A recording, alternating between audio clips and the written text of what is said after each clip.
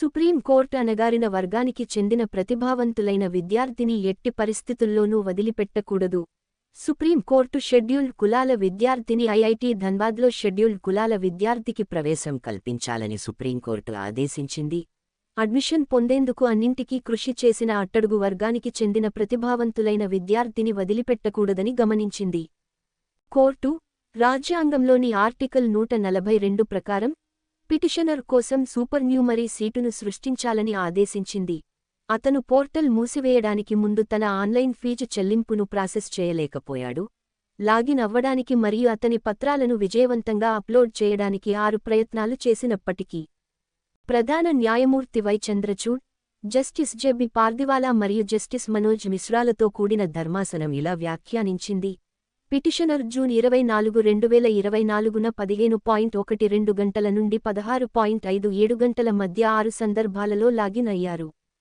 అతను పోర్టల్లోకి లాగిన్ చేయడానికి తీవ్రంగా ప్రయత్నాలు చేస్తున్నాడని ఇది స్పష్టంగా సూచిస్తుంది.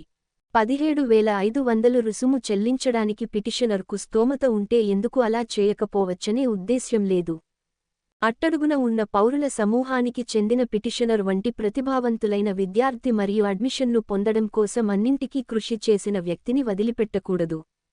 పిటిషనర్ షెడ్యూల్డ్ కులాల వర్గానికి చెందిన మెరిటోరియస్ విద్యార్థి మరియు అడ్వాన్స్ 2024 పరీక్షకు హాజరయ్యాడు.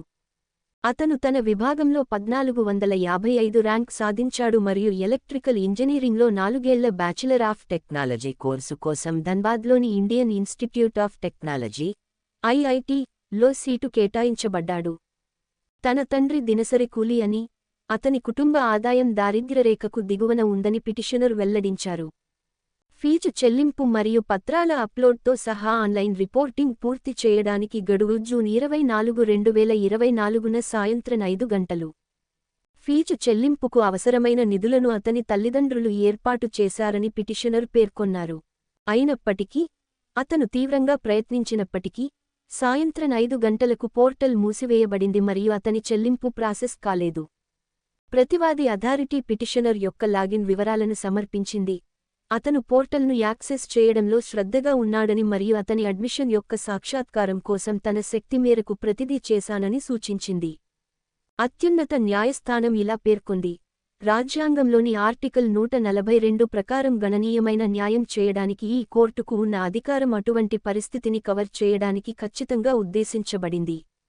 పిటిషనర్కు ఎలక్ట్రికల్ ఇంజనీరింగ్ బ్రాంచ్లో కేటాయించిన సీటుకు వ్యతిరేకంగా ఐఐటి ధన్బాద్లో ప్రవేశం కల్పించాలని ధర్మాసనం ఆదేశించింది.